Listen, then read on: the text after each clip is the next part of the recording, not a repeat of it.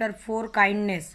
Kindness में it was a Sunday, उस दिन संडे का दिन था। Salim wanted to go out and play, बाहर जाना चाहता था, खेलना चाहता था। But his mother had asked him to finish his homework first, अपना होमवर्क पहले करो, ऐसा उसकी मम्मी ने कहा। He had a finish and homework.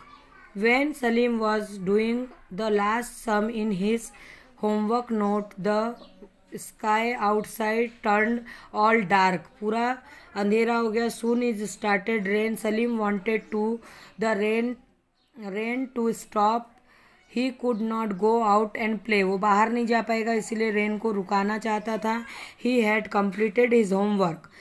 He was unhappy. His mother said, "Don't be unhappy, play some indoor games." But Salim wanted to go out and play with his friends.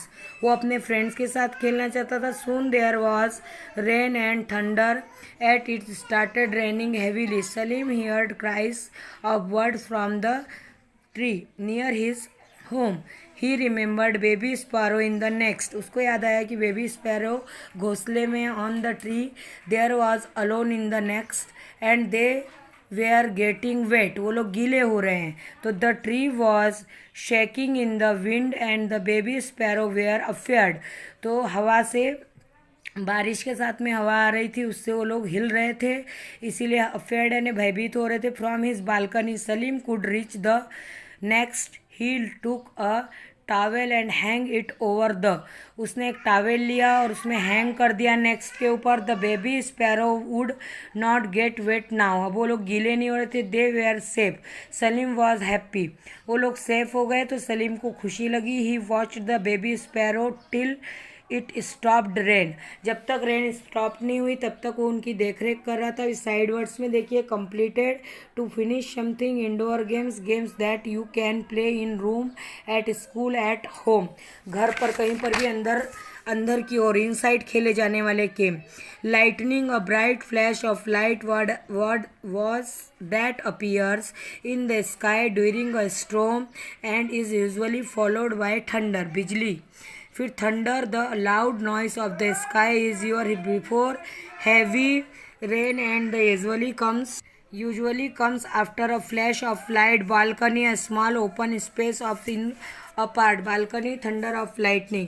अभी देखिए, tick the correct answer. तो Salim wanted to go to the market. Wrong. He started the rain heavily. Right. Mother asked Salim to watch television. Wrong. The baby birds were alone in the next. Right. Salim helped the birds. Right.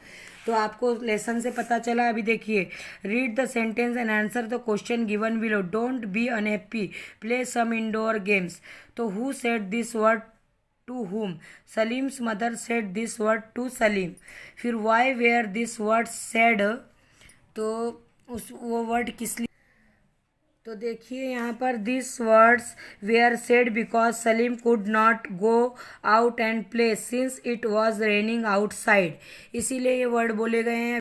आपको question answer देखिए. Answer the following question. First question है A, what did Salim want to go on Sunday morning. Sunday morning क्या करना चाहता था? तो खेलना चाहता था, बाहर जाकर खेलना चाहता था. What did Salim mother ask to do, homework करने के लिए. First finish your homework. Why did Salim not go out and play, क्योंकि बाहर रेनिंग हो रही थी. तो raining is continuously, heavy rain हो रहा था. Where the baby sparrow in the next, near by Salim's house. फिर what did Salim do to help the baby sparrow.